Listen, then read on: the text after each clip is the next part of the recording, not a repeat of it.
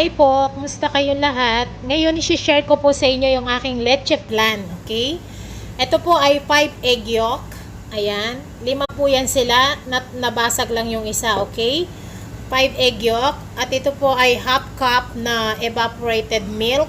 Pwede rin pong fresh milk kung gusto nyo. At 1 teaspoon vanilla. Ayan. At ito pong ating condensed milk ay 200 ml. Ayan po siya. Okay? So, ngayon, umpisain muna po natin sa egg yolk. Babasagin po natin ito. Okay? And then, isunod po natin yung ating condensed milk. Ayan. Mix well lang po natin ito muna. Yung condensed milk natin at yung egg yolk. Okay? Pwede rin po kayong gumamit ng fresh milk kung gusto nyo. Ito pong akin ay evaporated milk, okay? Mix well lang po natin siya. And then, lagay po natin yung half cup evaporated milk. Ayan. Tsaka po yung 1 teaspoon vanilla. Kung meron po kayong dayap, yung green, kudkurin nyo po yung skin niya. Lagyan nyo po to, mas masarap siya. Kasi sa Pampanga, ganun po yung leche flan namin. Linalagyan po namin ng dayap, yung green. Kinukudkud namin yung skin. Kaya lang wala po ako dito eh. So, mix well lang po natin ito, okay? So, ito, na-mix well ko na po siya. Set aside muna po natin siya, okay? Gagawa po tayo munang arnibal. Ayan. Pwede pong, kung malaki po yung nanera nyo, kasya po yung isang leche flan dito. Kaso po itong sa akin maliliit. Sa 2 kutsarang sugar, pwede na po. Kada isang nanera. Ayan. 2 spoon lang po. Okay? So, tutunawin muna po natin ito.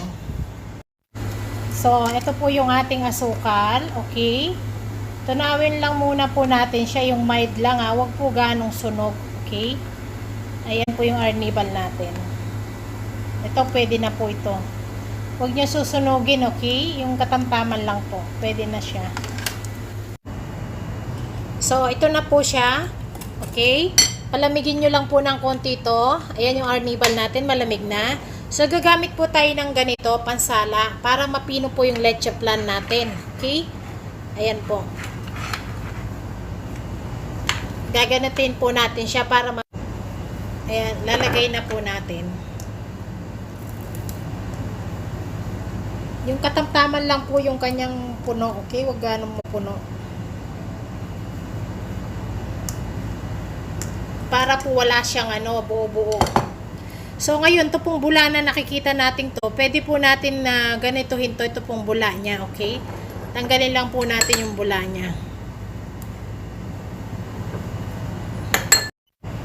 So, ito na po sila, okay? Takpan lang po natin ito ng aluminum foil, okay? Bago po natin sila steam. Ayan. Kailangan po na may takip sila kasi para hindi po sila pasukan ng tubig, okay? Tsaka po, steam natin to ng 30 to 35 minutes sa medium fire lang po tayo, okay? Kailangan po yung tubig nyo ay kumukulo na bago nyo sila isalang, okay? Ayan, sasalang na po natin sila. So, ayan. Antayin lang po natin to 30 to 35 minutes. Steam po natin sila, okay? Ng medium fire lang po. Ayan po. After 30 minutes, at then, linow ko lang po yung fire ko ng 5 minutes pa.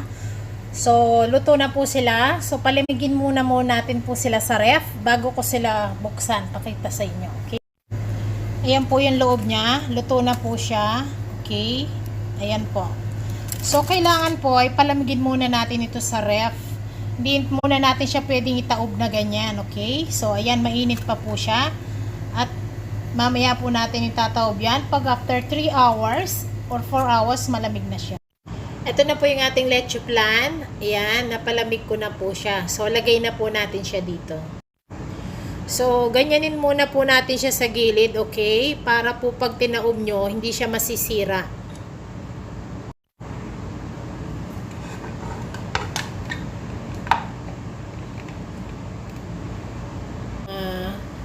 medyo makapal. Kayo kung gusto nyo pong makapal, nasa inyo. Okay? Ayan po.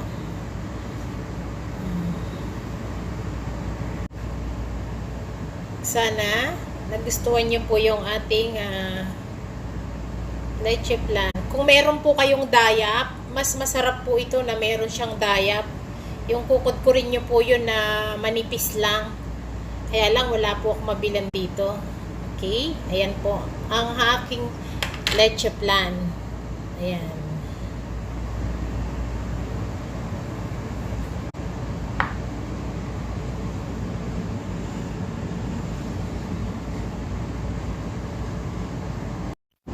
Ayan, tikman po natin siya, okay? Ayan po. Sarap po niya. Malambot po siya. Ayan o. Kain po tayo. Malambot po siya. Ayan. Salamat po.